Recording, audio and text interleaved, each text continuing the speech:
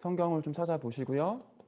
제목은 지난주와 마찬가지로 파수꾼 청년의 10가지 신앙 발판. 우리 두 번째 시간이죠.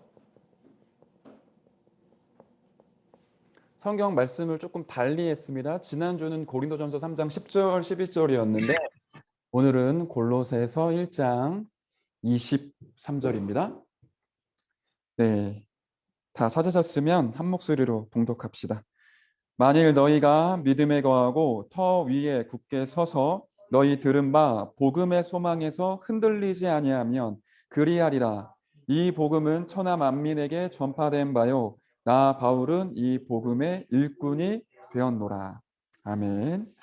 여기에도 터라는 얘기가 나오죠. 믿음에 거하고 그 믿음의 터 위에 굳게 서라. 복음의 소망에서 흔들리지 않아야 된다. 이 얘기를 바울이 꺼내고 있습니다. 원래는 이 장소에 그 여러분들의 모습이 이렇게 큰 스크린에 이렇게 비춰지는데 오늘 안 나와요. 느낌이 AI랑 예배 드리는 것 같은 그런 느낌이 드는데 제가 반응을 모르니까 시간이 길어질지도 모르겠네요. 자, 우리가 지금 7대 흐름을 보고 있습니다. 그래서 여러분한테 질문을 좀 할게요. 7가지 큰 흐름인데 이게 7대 흐름입니까? 아니면 7 대흐름입니까? 무슨 말인지 이해 못하나? 표정을 못 보니까 내가 알 수가 없네. 큰 흐름. 류 목사님은 메인스트림, 발음이 메인스트림이라 그러셨거든요. 큰 흐름이잖아요. 7가지의 큰 흐름이다. 제가 영어 약간 울렁증 있지만 좀 쓰겠습니다. 7가지의 큰 흐름이 렘넌트 7명을 승리하게 만들었었죠. 네, 그 말씀은 지금도 유효하고 저와 여러분에게 그대로 성취가 되어져 가고 있습니다. 그 7가지 큰 흐름 중에 우리가 지금 세 번째 파트를 보고 있습니다. 그게 신앙 발판 10가지죠. 이 신앙 발판이 뭐라고 지난주에 말씀을 드렸냐면 우리의 신앙의 터다,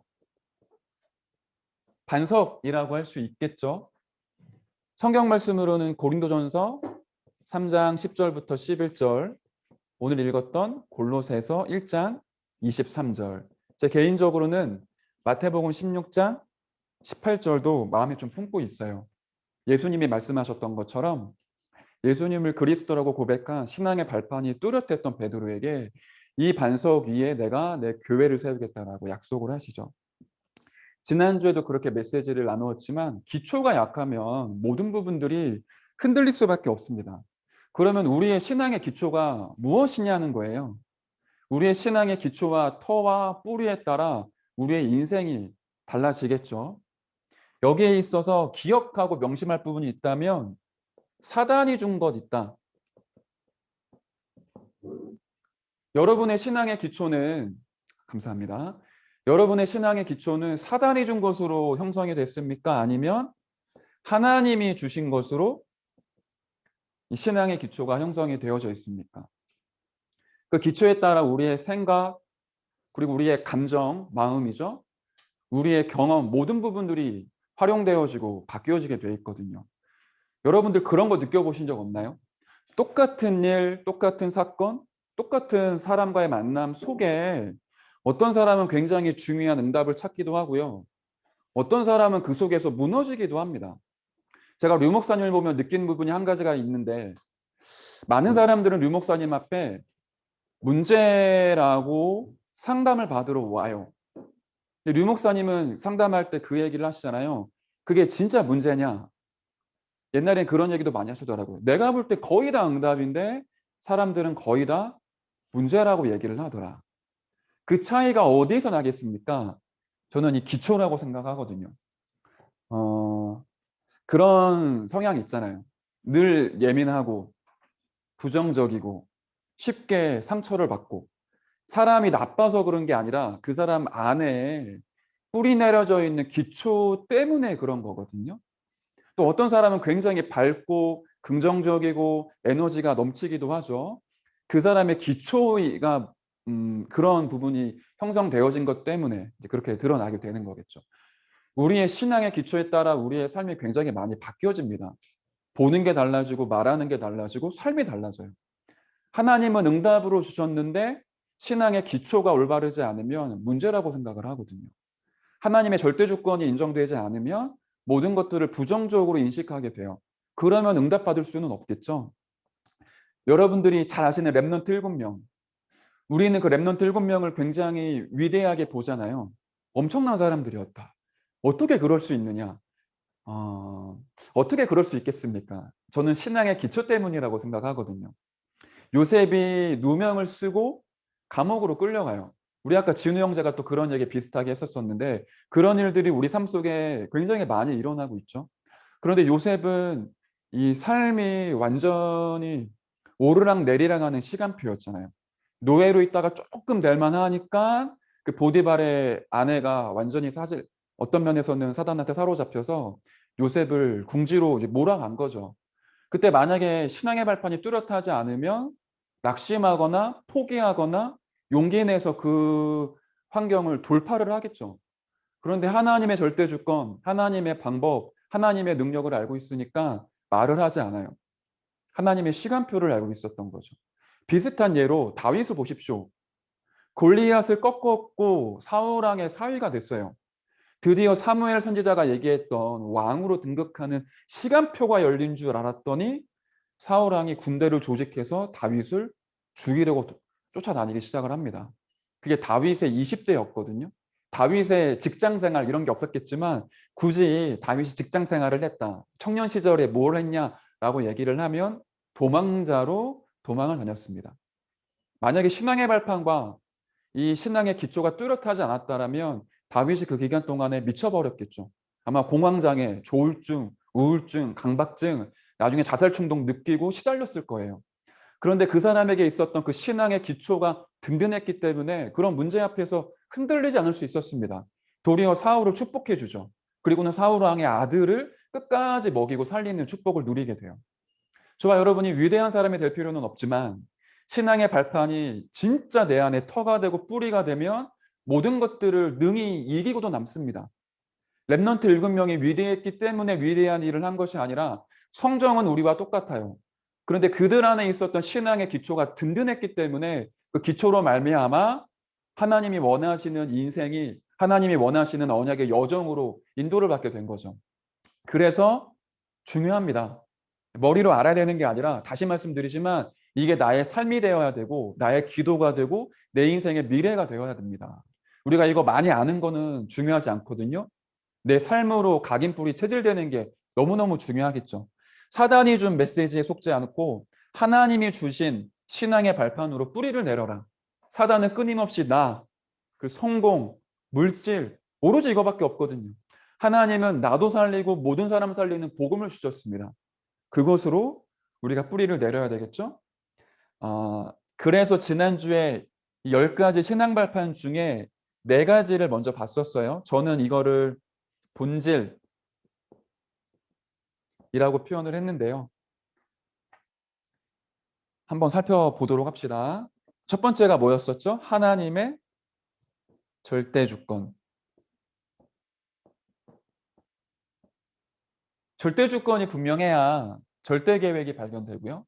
절대 언약을 붙잡게 돼요. 그래야 내가 그냥 인생을 몸부림치며 살아가는 게 아니라 하나님이 역사하시는 절대 여정으로 인도를 받죠. 그냥 살아가는 것도 아니고 정확한 목표가 생기게 돼요.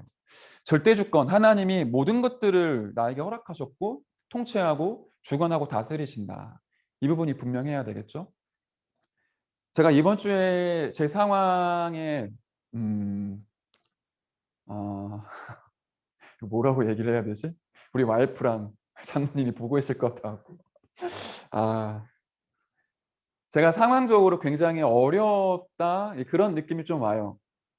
2021년도가 청년들한테는 몇 번 얘기한 적이 있었는데 일단 육아 현장에 있잖아요. 저희 아들이 이제 10일 있으면 100일이에요. 100일이 안 됐는데 한 9kg쯤 되는 것 같아요. 그게 알아보니까 키랑 몸무게가 그 똑같은 날짜의 아이들 중에 1%래요. 감사하죠. 서밋으로 태어났나 봐. 엄마랑 아빠는 그렇지 않은데. 엄청 무거운 거라 들고 있으면 막 어깨 빠질 것 같고 한 번은 진짜 손목 인대에 늘어나서 제가 한 3일 동안은 못 쓰고 있었거든요. 그런데 사실 육아를 제가 도와주질 못해요. 도와준다라는 표현이 안 맞죠. 일반적으로 아이 아빠들이 그 아이가 태어나기 전후로 해서 엄마를 지극정성으로 보살피거든요. 퇴근하고 오면 아이들 놀아주고 주말에 아이들 보살피고. 저 같은 경우는 주말이 없잖아요. 주말이 출근이지. 끝이라는 게 없어요. 여러분들이 금요일 날 회사를 딱 퇴근하면 기분 되게 좋지 않습니까? 저는 그런 느낌을 못 받아본 지 되게 오래됐어요. 그러니까 이게 모든 것의 연속이지 끝나고 마무리되는 게 없어요. 월화수목금토일 공휴일 아닌 이상 추석과 설 연휴 뭐 이런 날에 아닌 이상은 제가 쉰다라는 느낌을 못 받거든요. 그러니까 우리 아이를 제가 양육하고 키우는 게 사실은 어렵잖아요. 우리 와이프가 약간 독박 육아를 하는 거죠. 마음이 사실 볼 때마다 안 좋아요. 이제 막 다리도 쑤셔하고 허리도 아파하고 막 관절도 다 풀려 있고 막 이런 상황이라 이제 그러는 과정 속에 또 저는 학교를 다니고 있거든요. 올해 마지막 과정이라 논문도 써야 되고 굉장히 많은 과정들이 지금 막 펼쳐지고 있습니다. 코로나 전에는 학교 가서 앉아만 있으면 되는데 코로나 터진 이후에는 전부 다 녹취를 해야 돼요. 제가 요즘에 녹취하는 약간 병이 생겨 갖고 어디만 앉으면 자꾸만 뭘 보고 싶고 막 쓰고 싶고 막 이런 느낌이 들거든요. 그런데 또 현장 사역 회사잖아요. 청년국 맡고 있고. 이 세계가 동시에 돌아가니까 하루가 어떻게 흘러가냐면 아침에 눈 뜨자마자 우리 아이랑 놀아주다가 빨래하다가 젖병 소독하고 씻다가 이제 막 정신 차려서 강의 녹취하다가 갑자기 시간 보니까 사역 시간이에요. 그러면 컴퓨터에 딱 앉아 줌을 딱 켜요. 그러면 정신이 하나도 없는 거라 집중을 좀 하고 준비를 해야 되는데 이런 과정 속에 이대로 계속 가면 이것도 아니고 저것도 아니고 조금 어렵겠다 이런 생각이 들어서 지난주에는 하나님 앞에 진짜로 좀 기도하는 시간을 제가 갖게 됐었어요. 근데 그때 떠오른 단어가 하나님의 절대 주권, 하나님이 허락하신 거다. 이러한 상황과 환경을. 그리고는 말씀 받는데 뭐라고 말씀 주시냐면은 강대국 가짜에 속지 말아라. 그 환경이라는 가짜에 속지 말고 사람들이 하는 말 된다 안 된다 거짓말에 속지 말고 하나님이 위로부터 주시는 힘을 얻어라. 그러면 전무후무한 응답을 보게 될 거다. 저는 개인적으로 굉장히 은혜 많이 받았었거든요. 그래. 내 이전에 없었고 이후에도 없을 유일한 시간인데 전무후무한 응답 올 거다. 전도와 목회를 끝을 내고 진짜 신학생으로서 전무후무한 응답. 아빠로서 완벽할 수 없지만 전무후무한 응답. 청년국을 맡고 섬기는 교역자로서 할 수 있는 게 한계가 있겠지만 전무후무한 응답을 하나님이 허락하실 거다. 언약 붙잡았거든요. 절대 조건을 인정하냐 하지 않느냐는 굉장히 많은 차이가 나게 돼요. 낙심하거나 포기하지 않게 되잖아요. 용기를 내고 인본주의를 쓰는 게 아니라 하나님의 인도받는 언약 속으로 들어가게 됩니다. 굉장히 중요하죠. 그 절대 조건 속에 하나님이 주신 하나님의 방법이 있죠. 그 방법이 바로 예수 그리스도다. 하나님은 모든 인류의 역사를 주관하고 통치하십니다. 그 역사를 이끌어 가시죠. 무엇 중심으로 역사를 이끌어 가십니까? 예수 그리스도 아닙니까? 그게 인류 역사뿐만 아니라 우리 개인사도 마찬가지예요. 우리 개인의 시작과 끝을 누가 다스리고 주관하시느냐? 하나님이 통치하시는데 우리 인생을 어떤 기준으로 인도하시죠? 그리스도를 중심으로. 그리스도화 되어지도록. 하나님이 인류에게 말씀을 주시는데 그 말씀도 그리스도를 중심으로 흘러가요. 그래서 구약은 오실 메시아를 얘기하죠. 신약은 오신 그리스도를 얘기합니다. 그 신약부터 지금까지 그리고 이후 시간표는 다시 오실 재림주 그리스도를 향해 나아가고 있죠. 말씀과 인류 역사와 개인사가 그리스도를 중심으로 펼쳐지고 있습니다. 그러면 그리스도가 어떤 분입니까? 저와 여러분이 아무리 몸부림쳐도 사탄의 권세에서 빠져나올 수 없죠. 그래서 그리스도가 왕대사 사단의 머리를 박살내신 거 아닙니까?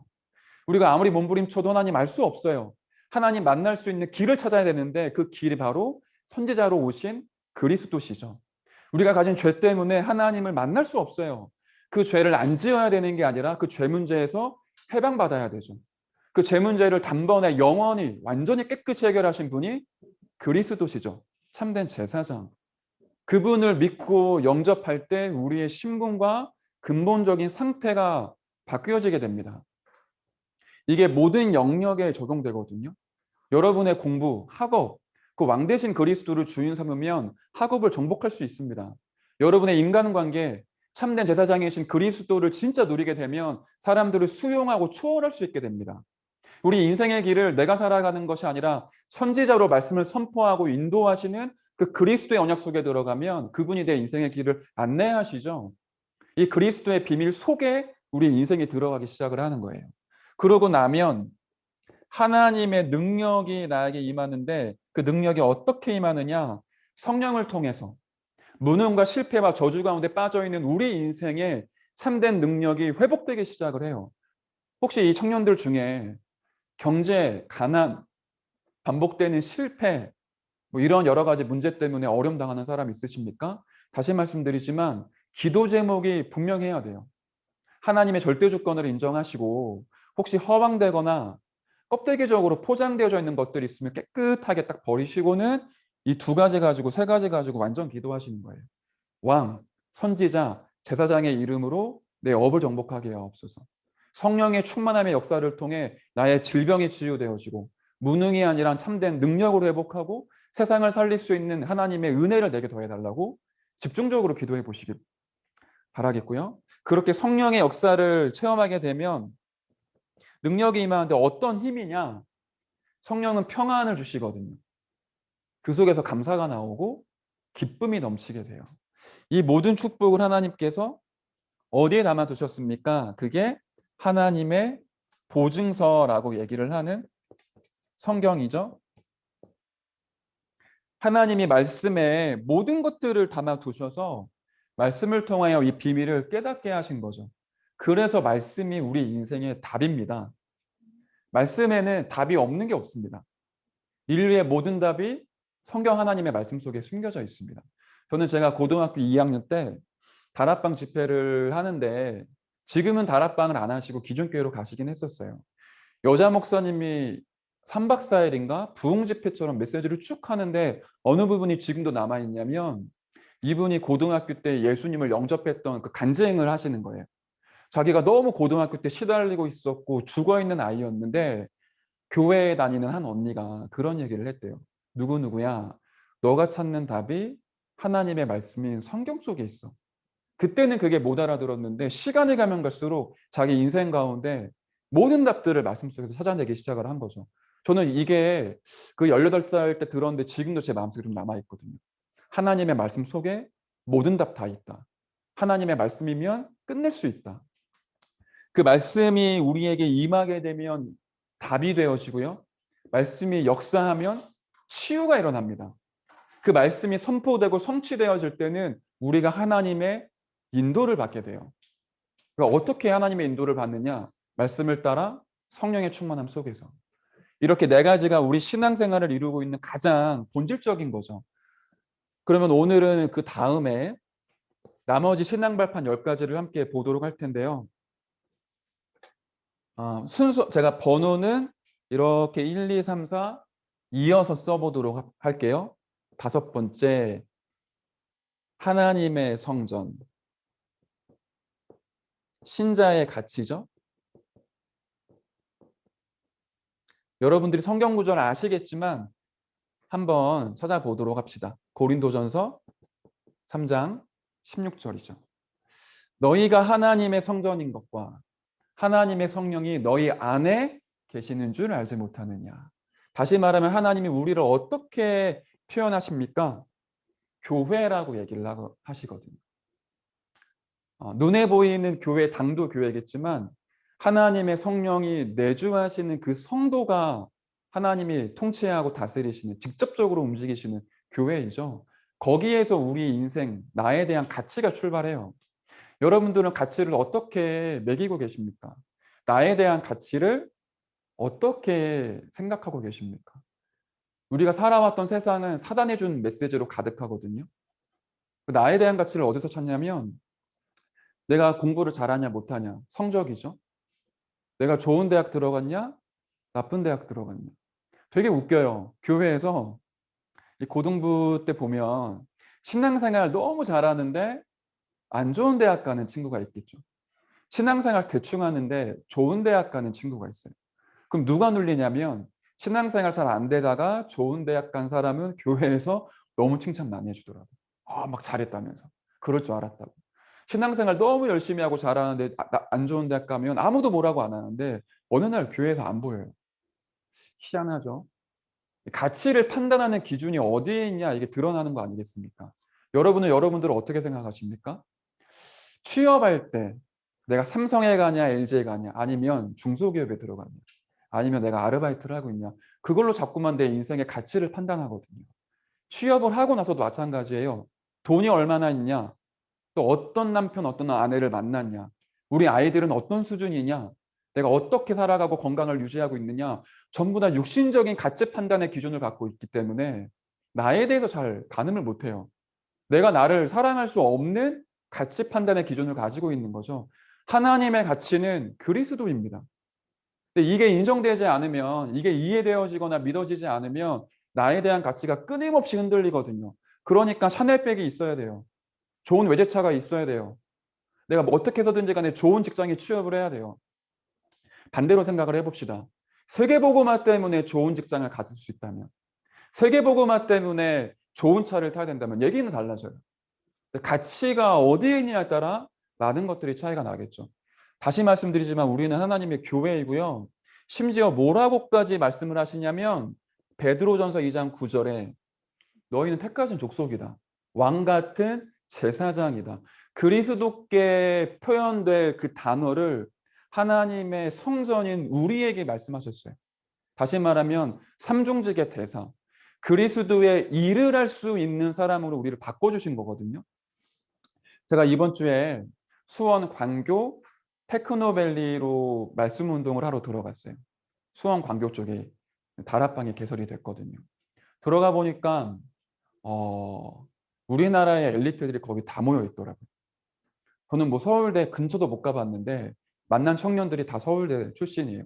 대학원 박사 과정 밟고 있고 이제 대학원 졸업하고 그러니까 우리나라에서 공부 제일 잘하고 제일 똑똑한 사람들이 모여 있는 곳. 옛날 같았으면 눌렸겠죠. 나 같은 게 어떻게 이런 인재들, 엘리트들과 말씀 운동 할 수 있겠냐. 제가 기도하면서 그런 마음이 들었어요. 하나님, 제가 이들에게 뭐 산업, 경제, 전문성 이런 얘기는 꺼낼 수도 없습니다. 이 사람들을 가르칠 수도 없습니다. 그런데 제가 이 사람들을 섬기고 돕으면서 복음이 무엇인지를 보이는 전도자로 서겠습니다. 저는 영적 서밋이기 때문에 이런 세상 서밋 앞에서 흔들리지 않고 내가 가진 복음을 전달하겠습니다. 테크노밸리의 수많은 인재들에게 숨은 문제 가득할 텐데 그들에게 복음 증거하는 유일한 사람 되게 해주십시오.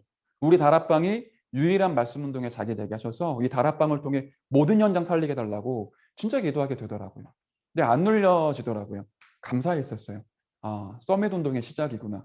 내 수준은 너무 낮지만 내 안에 계신 그리스도가 모든 걸 통치하고 다스리기 때문에 그리스도께서 이 일을 행하고 계시는구나. 여러분의 직장 안에 여러분이 일을 제일 잘 못할 수 있습니다. 여러분이 연봉 제일 많이 못 받을 수도 있어요. 여러분들이 가장 인정을 못 받을 수도 있습니다. 그런데 여러분이 영적인 최고의 수준에 올라가 그 현장 바꿀 수 있거든요. 그 직장 현장에 그 지역에 하나님은 여러분과 저를 이 영적 서밋이자 삼중직의 대사로 세우신 거 아니겠습니까? 내가 그 현장에서 교회 운동을 펼치게 되면 모든 것들이 나를 중심으로 바뀌게 되어져 있죠. 그렇기 때문에 내가 있는 그곳이 하나님의 계획, 선교지이다. 현장을 우리가 올바르게 회복을 해야 되겠죠. 사도행전 18장 1절부터 4절에 보면 바울이 고린도 지역에 전도하러 들어갔는데 천막 짓는 그 직업을 가지고 돈을 이제 벌어서 전도를 했죠. 그때 브리스길라 아굴라를 만납니다. 그들이 업이 같았기 때문에 만났고 공통점이 있었고 전도운동에 이 하나님의 소원이 통했던 거죠. 그걸 가지고는 본격적으로 전도운동하기 시작을 했어요. 다시 말하면 브리스길라 아굴라가 로마에서부터 추방돼서 의식주 문제를 해결하기 위해 천막 만드는 일을 했는데 그걸 통해 전도자를 만났고 로마 복음화를 할 수 있는 모든 발판을 깔기 시작을 합니다. 여러분이 중소기업에 있든지 뭐 편의점에서 아르바이트를 하든지 상관없습니다. 여러분이 처해 있는 그곳이 바로 선교지고 여러분이 가지고 있는 그 업, 그 달란트, 그 전문성이 세계복음화의 도구입니다. 분명해야 돼요. 그게 확실하지 않으면 내가 끊임없이 흔들리거든요. 우리의 가정, 우리의 직장, 업이 될 수도 있죠. 그리고 여러분이 처해 있는 지역, 모두 다 현장이다. 내가 살릴 수는 없죠. 그런데 신앙의 발판 가지고 이 현장을 진짜로 살릴 수 있습니다. 일단 여러분들이 내가 있는 이곳이 현장이라는 것, 어떤 현장이냐? 전도 현장이라는 것, 선교 현장이라는 것, 렘넌트 운동의 현장이라는 걸 진짜 인정을 해야 중요한 응답들이 시작이 돼요. 청년들이 제일 고민하는 것 중에 한 가지가 취직, 취업, 그리고 이직이잖아요. 꿈꾸고 기도하는 바가 있다면 이직할 때 이런 청년들이 많이 일어났으면 좋겠어요. 제가 연봉도 적고 이 여건이나 환경도 너무 안 좋은데 이 회사에 제가 복음 전해야 될 이유가 있기 때문에 제가 많은 것들을 손해보고 감수하지만 이 직장으로 갑니다. 그런 청년들이 나왔으면 좋겠어요. 과거에 백운규 목사님이 청년부 딱 맞자마자 신학교를 그만두고는 전도하려고 공단으로 취직을 했거든요. 3개월 동안 쉽게 말해 세상 사람들이 얘기하는 공돌이로 아침부터 밤까지 쇠 자르고 쇠 갈면서 일하면서 복음 증거했는데 하나님의 많은 역사를 보여주셨죠. 그런 청년들이 일어나야 된다. 저는 또 그런 교역자가 되어야 되겠죠. 저와 여러분들이 그런 중심을 가지고 현장을 대하시면 중요한 일들이 시작이 됩니다. 그런데 우리가 말은 그렇게 해요. 주업은 전도, 부업은 이 전문성. 그런데 사실 그렇지 않을 때가 많이 있거든요. 주로 언제 그러냐면 취업할 때, 그리고 이직할 때. 여러분이 기도하고 현장에 들어가셨으면 성급하게 또 쉽게 이직을 고려하지 마시고 진짜 기도해 보세요. 하나님의 절대 주권 인정하고 들어가셨기 때문에 그 직장 안에 하나님이 준비하신 응답이 분명히 있습니다. 하나님은 여러분들을 통해 말씀 운동과 생명 운동을 일으키길 원하실 거거든요. 아니면 여러분들에게 굉장히 중요한 메시지를 그 현장에서 주길 원하세요. 요셉에게 노예의 시간표가 없었고 감옥이라는 시간표가 없었으면 총리가 될 수 없었습니다. 다윗에게 도망자라는 시간표가 없었으면 올바른 왕이 될 수 없었어요. 그 시간표가 있었기 때문에 왕이라는 자리에 올라갔을 때 나는 이스라엘의 왕이지만 이 세계를 통치하는 왕은 여호와이십니다. 나의 왕, 나의 주시여라고 말할 수 있었거든요. 저와 여러분이 있는 그 현장과 그곳이 최고의 현장이고 선교지이다. 그걸 진짜 가슴에 품으시면 하나님이 그때부터 중요한 응답을 열어주실 거예요. 근데 그게 결론 나지 않으니까 갈등 고민 많이 생기죠. 그리고 하나님도 깨달을 때까지는 계속 여러 가지 문제를 주실 수밖에 없어요. 그 현장에서 다락방, 말씀 운동 일어나게 해달라고 진짜로 기도해 보셨으면 좋겠고, 사도행전 9장에 보면 이렇게 비밀 가지고 있었던 한 사람, 아나니아라는 평신도가 있었단 말이에요. 자기 지역에서 다락방 운동 계속 펼치는데 자기가 있는 그곳이 현장이라는 걸 깨달았겠죠. 하나님은 시대를 움직일 로마 복음화의 주역 바울을 베드로나 뭐 야고보, 요한에게 붙인 게 아니라 평신도 아나니아에게 붙입니다. 이유가 있었겠죠. 그런 청년들이 일어나야 된다. 내가 있는 지역에서 말씀 운동하겠다. 내가 혹시나 손해가 오고 어려움이 와도 내 굴하지 않고 이 현장에서 진짜 흑암의 권세를 깨트릴 전도운동 속에 완전히 들어가겠다. 결단하게 되면 하나님께서 모든 것 책임지시기 시작을 합니다. 어떻게? 하나님이 모든 것들 통치하시거든요. 생사화복의 주관자. 현장에서 복음운동하게 되면 이게 부딪혀요. 여러분 이 내용 알잖아요. 하나님이 태어나게 하고 죽게 하는 것, 복을 받는 것, 화를 임하는 것, 이걸 주관하신다. 그냥 들으면 아는 얘기지만 현장 들어가면 굉장히 부딪히거든요. 근데 여러분들 아마 느낄걸요? 여러분들의 현장에 가장 악한 사람이 누굽니까? 여러분들을 힘들게 하는 사람 누굽니까? 만약에 복음운동 하는데 핍박하는 그 사람들이 있습니까? 그 사람들의 생사화복을 하나님이 주관하신다. 그걸 진짜 체험하게 됐으면 시편 139편 1절부터 10절인데 내용이 길지만 제가 한번 읽어보도록 할게요. 시편 139편 1절부터 10절입니다. 여러분들이 성경이 있으시면 찾아보세요. 여호와여 주께서 나를 살펴보셨으므로 나를 아십니다. 주께서 내가 앉고 일어섬을 아시고 멀리서도 나의 생각을 밝게 하시오며 나의 모든 길과 내가 눕는 것을 살펴보셨으므로 나의 모든 행위를 익히 아시오니 여호와여 내 혀의 말을 알지 못하시는 것이 하나도 없으시니이다. 하나님이 나의 모든 형편, 상황, 모든 것 알고 계신다라는 거죠. 여러분들의 직장 현장 가운데 여러분들을 아프게 하고 힘들게 한 사람, 그 사람의 생사화복을 하나님이 주관하신다라는 거예요. 마태복음 10장 28절에는 이렇게 얘기를 하고 있거든요. 몸은 죽여도 영혼은 능히 죽이지 못하는 자들을 두려워하지 말아라. 오직 몸과 영혼을 능히 지옥에 멸하실 수 있는 일을 두려워하라. 사람 눈치 보지 마시고 사람 두려워하지 말고 하나님 바라보시니 거기서 승리하는 중요한 응답들이 나타나게 되어지죠. 류 목사님이 이런 얘기를 많이 종종 하시잖아요. 이단으로 누명을 딱 쓰였을 때 인본주의를 쓰지 않고 기도했다고. 근데 복음을 막았던 사람들, 단체들을 하나님께서 전부 다 불러가셨죠. 여러분들이 현장 가운데 가장 악한 그 사람이 어떤 면에서는 제일 영적으로 시달리는 사람일 거예요.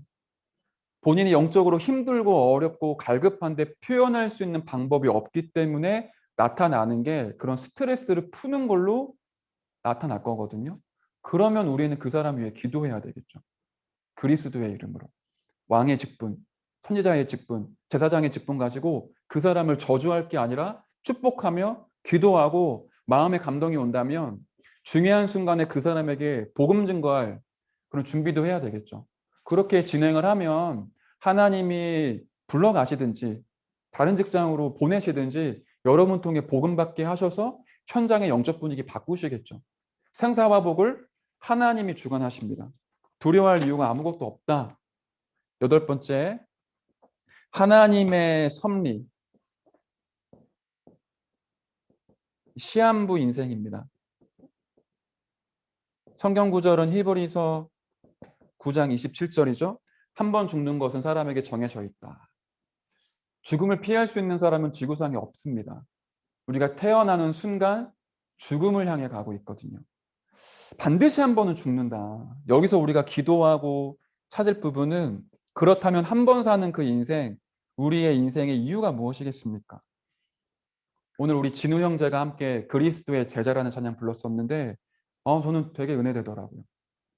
제가 2013년도에 우리 아버지를 이제 하나님 나라로 먼저 보내드렸어요. 돌아가실 때 저는 그런 거 처음 봤거든요. 사람이 죽는 거, 그 과정을. 그러니까 아버지가 조금씩 야위어 가시고 이제 말씀을 못 하시고 온몸이 강직되니까 이제 이빨도 이제 부러져서 폐 속으로 넘어가기도 하고 막 이런 일들이 있었어요. 나중에 돌아가실 때는 온몸이 이제 빼빼 말라서 거의 약간 해골 모양 비슷하게 그 상태로 돌아가시는 걸 목격을 했거든요. 그리고는 이제 추모공원에 이제 아버지를 모신 거죠. 그날 참 많은 생각을 하게 되더라고요. 그러니까 아버지가 투병 생활할 때 하나님이 저에게 많은 기도를 하게 하시더라고요.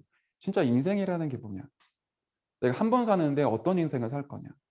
추모공원을 가게 되면 이게 기독교 추모공원이에요. 찬양 소리가 흘러나오고 전부 다 뭐 집사, 장로, 목사인데 어떤 걸 목격하게 되냐면 저보다 어린 나이에 있는 사람들이 거기 이제 안치되어 있는 거예요. 굉장히 젊은 나이에 부름받은 거죠. 그런 것들을 볼 때마다 마음속에 하나님 한 번 사는 인생 제 복음 때문에 살게 해주십시오. 다른 사람들을 살리는 인생 되게 해주십시오. 돈도 저에게 필요 없고 저에게 명예도 필요 없고 복음으로 살고 복음을 전하는 사람 되게 해달라고 기도하게 되더라고요. 세상 사람들도 그렇게 얘기를 해요. 인생의 의욕을 잃었을 때 새벽 시장을 찾아가 봐라. 사람들이 어떻게 움직이는지. 그리고 인생이 허무하다라고 느낄 때 납골당을 한번 가봐라. 그런 얘기를 종종 하거든요. 저는 아버지 보내드리고 어머니 보내드리면서 인생에 대한 많은 이유들을 좀 찾아내게 됐었어요. 여러분들의 인생이 영원하지 않습니다. 청년이라는 시간표는 굉장히 짧습니다. 그 시간표 속에 반드시 확인할 부분들이 있겠죠. 자, 아홉 번째, 하나님의 심판이 있죠. 반드시 내세가 있다. 누가복음 16장 19절부터 30절에 보니까 예수님이 친히 천국과 지옥에 대해서 말씀을 주고 계세요. 우리는 어느 날 그 하나님의 심판대 앞에 딱 서게 됩니다. 그리스도가 없다면 태어나기도 전부터 가지고 있던 모든 죄들이 하나님 앞에 파노라마처럼 펼쳐져서 심판대 앞에서 저주받고 지옥으로 가게 돼 있어요. 그 심판대 앞에 서는 날 어린 양 대신 그리스도의 비밀이 내 속에 딱 있으면 패습니다. 하나님 나라로 바로 직행이에요. 심판대 앞에 설 이유가 없어요. 천국과 지옥 분명히 있다. 여기서 우리가 붙잡고 기도할 부분이 있다면 한 번의 기회거든요. 어느 날은 하나님 앞에 서야 됩니다. 그리스도를 믿고 있냐? 그리스도를 안 믿느냐? 그리스도를 가지고 있느냐? 그리스도가 없냐? 그걸 따라 영원한 심판이냐? 영원한 축복이 있느냐가 결정돼요. 그렇다면 우리 주위에 있는 사람에게 한 번의 기회입니다. 살아있을 동안. 그때 아니면 복음 증거할 수 있는 기회가 없어요. 그렇기 때문에 하나님은 무엇을 제일 중요하게 보십니까? 전도자. 하나님의 최고의 관심은 복음 전파에 있죠. 그래서 이게 신앙 발판 10가지가 성도의 신앙 발판이기도 하지만 저는 전도자가 가지고 있어야 될 가장 중요한 신앙 발판이라는 생각이 들더라고요. 전도자의 상급 마태복음 10장 42절이죠. 한 군데 더 본다라고 하면 이 부분은 같이 한번 성경을 찾아 읽어보고 싶어요. 디모데후서 4장 7절부터 8절입니다. 바울이 죽을 날을 미리 알고 이렇게 디모데에게 편지를 쓴 겁니다. 7절에 보시면 나는 선한 싸움을 싸우고 나의 달려갈 길을 마치고 믿음을 지켰으니 이제 후로는 나를 위하여 의의 면류관이 예비되었으므로 주 곧 의로우신 재판장이 그날에 내게 주실 것이며 내게만 아니라 주의 나타나심을 사모하는 모든 자의 계론이라. 생명의 면류관, 의의 면류관 받을 걸 바울이 알고 있었죠. 그걸 향해 끊임없이 달려갑니다. 전도자, 저는 제일 축복받는 사람이라고 생각하거든요. 죽어서 생명의 면류관 예비되어져 있다. 그것도 감사한데 이 땅에 살아가는 동안 전도 운동에 필요한 모든 것들을 축복으로 주시거든요. 전도자가 건강 필요하다. 건강 주십니다.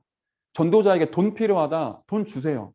전도자에게 자녀, 후대 필요하다. 주십니다. 그 전도 속에 모든 것 다 들어가 있거든요. 저는 이 일에 여러분 앞에 증인이고 싶어요. 그리고 여러분들이 여러분 후대 앞에 증인으로 서주세요. 전도로 다 할 수 있다. 전도 안에 모든 것 다 있다. 전도자의 상급 영원하다. 여기에 대한 증인으로 서져 주셔서 세상의 것, 수준 낮은 것에 인생에 목매달지 않고 우리 후대들이 복음 때문에 뛰어갈 수 있도록 선봉꾼의 역할을 저와 여러분이 합시다. 이렇게 마무리를 하고 싶은데요. 이 땅에 의사가 많아요. 교수도 많습니다. 기업인들도 많고 정치인들도 많아요. 다 있거든요. 그런데 하나님께 필요한 사람은 전도자입니다. 신앙의 발판 10가지를 알고 있고 이걸 누리는 전도자. 이 땅에 돈이 없어 망해가는 게 아니잖아요. 이 땅에 건강이 없어 망해가는 게 아닙니다. 복음이 없기 때문에, 다른 말로 복음을 전달해주는 전도자가 없기 때문에 사람들은 죽어가고 있습니다. 하나님의 최고의 관심이고 세상에 필요로 하는 것은 전도자예요. 저와 여러분들이 이 여정에 들어오셔서 전도자로 살아가도록 진짜로 기도하고 인도를 받으시면 좋겠어요. 그래서 결론을 내리자면 서로는 터였죠. 우리의 신앙의 발판. 누구의 터냐? 전도자가 가지고 있는 신앙의 발판.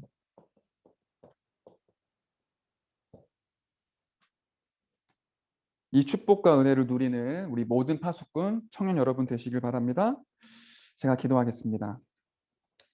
하나님 감사드립니다. 신앙의 발판 10가지가 우리의 터가 되고 뿌리가 되고 반석이 되게 하여 주옵소서. 이것이 우리의 삶이 되고 기도가 되고 미래가 되어서 이 신앙의 발판 10가지를 통해 전도자로 설 수 있도록 성령 하나님이 축복하여 주옵소서. 감사를 드리며 살아계신 예수 그리스도의 이름으로 기도드렸습니다. 아멘. 우리 하나님의 영에 감동된 사람 함께 찬양하시면서 준비한 예물 드리겠습니다.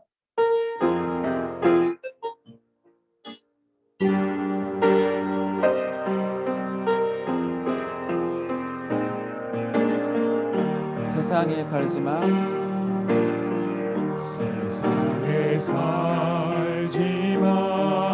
세상에 물들지 않고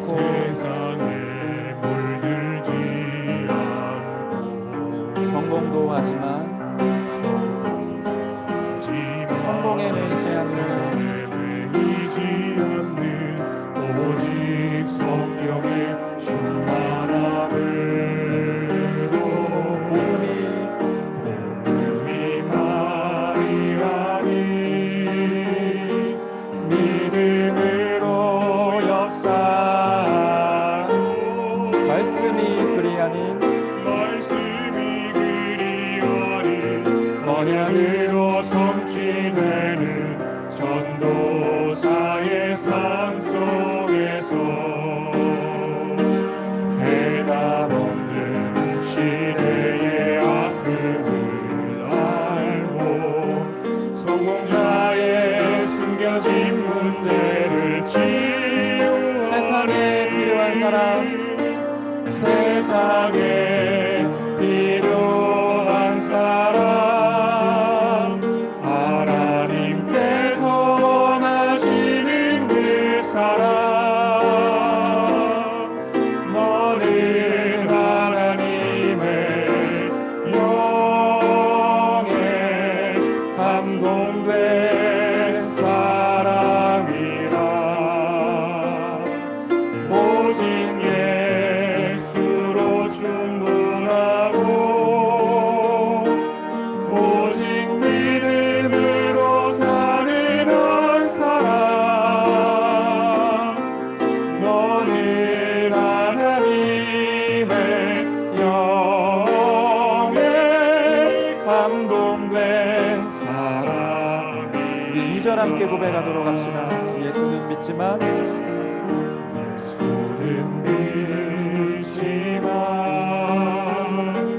예수로 충분치 않고 믿음은 있지만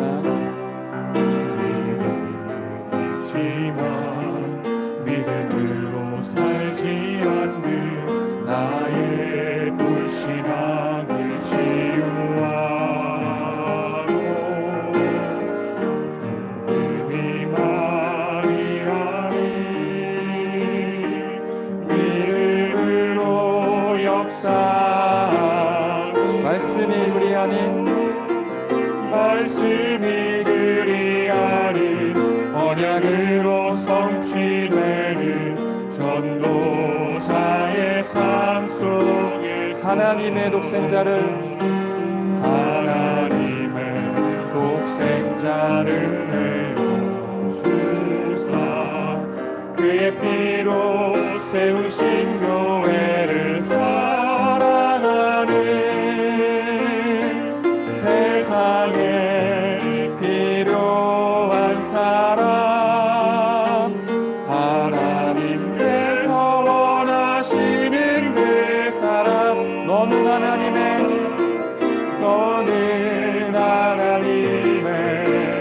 영에 감동된 사람이라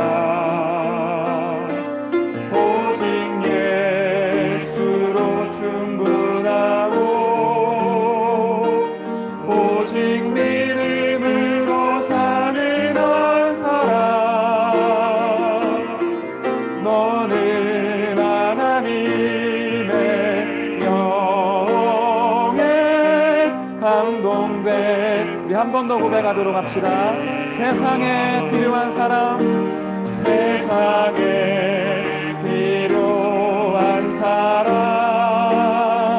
하나님께서 원하시는 그 사람 너는 하나님의 영에 감동된 사람이라 오직 예수로 충분하고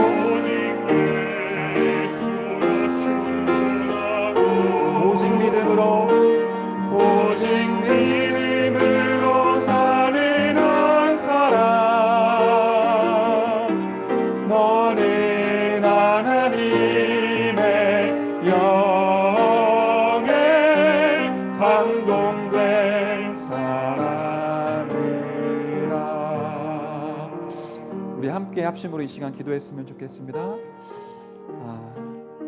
하나님, 나를 전도자로 세워주시옵소서.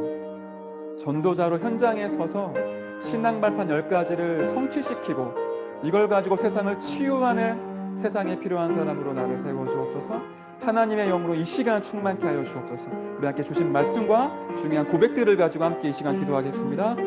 하나님, 진심으로 감사드립니다. 우리를 이 시대를 치유하고 살릴 전도자로 부르시며 영적 통신망의 포스tum, 영적인 의사, 삼중직의 대상으로 부르셔서 현장 가운데 말씀운동, 생명운동, 전동동을 일으킬 여정으로 인도하시니 감사를 드립니다.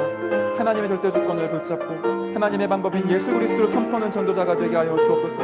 하나님의 성령의 능력이 되어서 그 말씀 가지고 내가 있는 현장 선교지에서 말씀 운동을 펼칠 수 있는 교회가 될 수 있도록 축복하여 주시옵소서. 생사화복의 주권자신 주님을 바라봅니다. 하나님이 인생의 단 한 번 기회에 무엇 때문에 살아야 될지 이유를 알게 하시고 단 한 번의 기회에 복음 받을 수 있는 사람들에게 복음을 증거할 수 있도록 우리의 인생을 인도하여 주시옵소서. 땅의 것을 바라보고 육신의 것을 바라보고 끌려다니지 아니하고 하늘의 수지 그 상급을 바라보고 달려가는 전도자가 될 수 있도록 모든 자녀들을 지금 이 시간 축복하여 주시옵소서.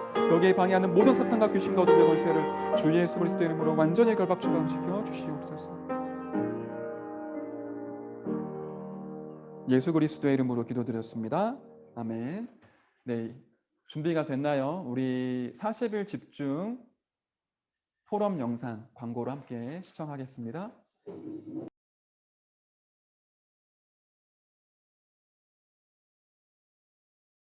네, 안녕하세요. 저는 청년국의 93기수 황한희 청년이라고 합니다. 1차 때에는 참여를 하긴 했었는데 꾸준히 지속해서 참여하지는 않고 청년국 이제 강단의 말씀 통해서 이제 40일 집중이 교회에서 하는 말씀 운동에 청년들이 함께 인도받고 그 시간 통해서 말씀으로 이제 힘과 답을 얻는 시간이 됐으면 좋겠다 이렇게 말씀을 주셔가지고 매일의 기도서 말씀을 가지고 만드는 이제 작품인데 어떻게 시작을 하게 됐냐면 이제 안산지교회의 말씀 사역자로 지교회 멤버들 두고 이렇게 기도를 하는데 어떻게 하면 좀 내가 이제 혼자 누리고 있는 그런 말씀 통해서 이렇게 받은 은혜들을 그리고 말씀의 흐름들을 전달을 할 수 있을까? 제가 할 수 있는 기능이 사실 그런 기능밖에 없기 때문에 말씀 녹취하고 묵상하면서 이제 제가 붙잡았던 좀 그 말씀 전체를 아우를 수 있는 좀 핵심적인 내용들을 정리해서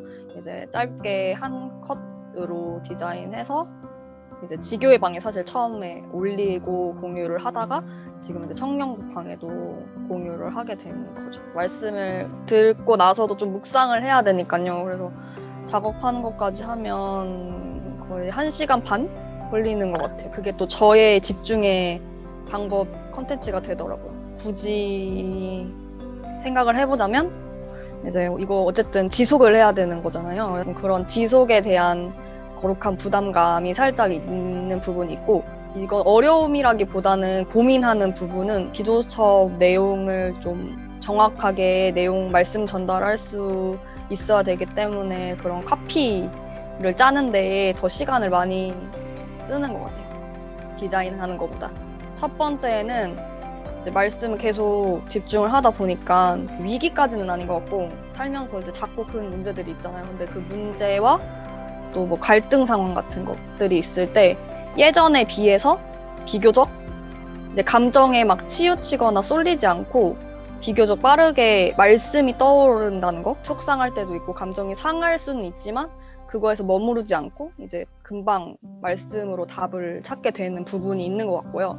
두 번째로는 그 현장을 보는 좀 시각이 달라지는 것 같아요. 똑같은 이제 회사 현장과 그리고 이제 반복되는 다이나믹하지 않은 삶인데 그런 반복되는 일상들 속에서 그냥 내가 항상 오는 업의 현장 그리고 스쳐 지나가는 사람들과의 관계 속에서도 이전과 같지 않게 혹시 오늘 스쳐가는 이 사람이 혹시 하나님이 나에게 구원을 얻게 하려고 보내신 사람이 아닐까? 그 사람과의 다음 약속을 위해서 그 전날 밤 집중의 시간을 이렇게 뭐 구원의 길도 연습을 해본다든지 이제 그런 작은 변화들이 있는 것 같고 무엇보다도 이제 그 말씀에 집중하는 것 자체로 좀 행복함을 많이 느끼는 것 같아요. 다양한 육신적인 행복의 이유들이 있겠지만 그 말씀을 묵상하고 집중하는 것 자체에서 느껴지는 행복이 또 특별한 것 같아요.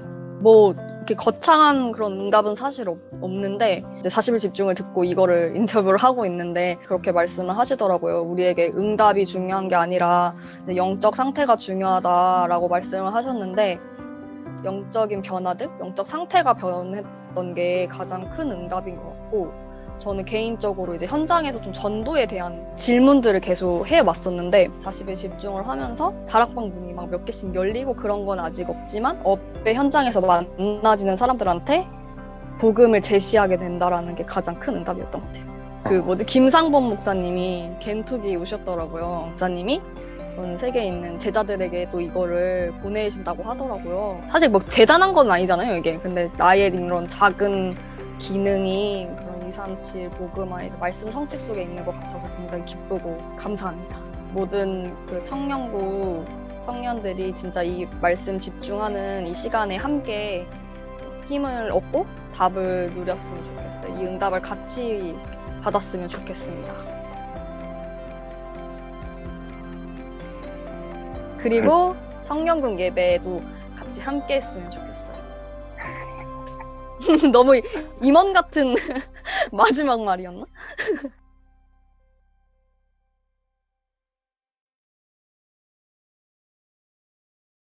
네, 감사합니다. 이거 광고 영상을 그 유튜브에 좀 많이 올려주시고요. 교회 전 성도들이 보면 참 좋겠다라는 생각이 들어요. 본인들은 약간 창피하겠지만 전 성도들이 다 보게 하라. 그리고 광고는 따로 없다고 합니다. 제가 생각나는 게 있다면 40일 집중 이걸 우리 청년들이 좀 참여하게 하기 위해 여러 가지 프로그램들을 조금 기획을 하고 있습니다. 가능할지 모르겠지만 여러분들이 좀 쉽고 접근성이 좀 편리해질 수 있도록 준비를 하고 있기 때문에 좀 기대보다는 기도를 해주셨으면 좋겠고요. 40일 집중 마음이 있어도 여건이 안 되시는 분들은 홀로 하나님께 집중하는 시간을 계속 누리시면 되겠습니다. 예, 제가 드려진 예물 위에 기도하고요. 주기도문으로 청년국 예배를 마치겠습니다. 하나님 감사드립니다. 우리가 무엇이간데 기쁜 마음으로 주님께 드릴 수 있는 힘이 있겠습니까? 하나님의 은혜이기 때문에 우리가 마음껏 주님께 우리가 가진 걸 드렸습니다. 이 예물이 쓰여지는 모든 곳곳마다 참된 말씀운동, 전도운동, 복음운동, 렘넌트운동이 일어나게 하여 주옵소서. 이 예물이 흘러가는 모든 곳마다 교회가 살아나고 237 치유, 서밋 운동이 일어나게 하여 주옵소서. 예배드린 모든 청년들의 산업과 경제 위에 하나님의 나라가 임하게 하시며 이들의 가정과 직장과 지역 현장에 하나님의 나라가 임하게 하여 주옵소서. 감사를 드리며 살아계신 예수 그리스도 이름으로 기도드렸습니다. 아멘. 하늘에 계신 우리 아버지여, 이름이 거룩히 여김을 받으시오며 나라에 임하옵시며 뜻이 하늘에서 이루어진 것 같이 땅에서도 이루어지이다. 오늘날 우리에게 일용할 양식을 주옵시고 우리가 우리에게 죄진 자를 사하여 준 것 같이 우리의 죄를 사하여 주옵시고 우리를 시험에 들게 하지 마옵시며 다만 악에서 구하옵소서. 대개 나라와 권세와 영광이 아버지께 영원히 있사옵나이다. 아멘.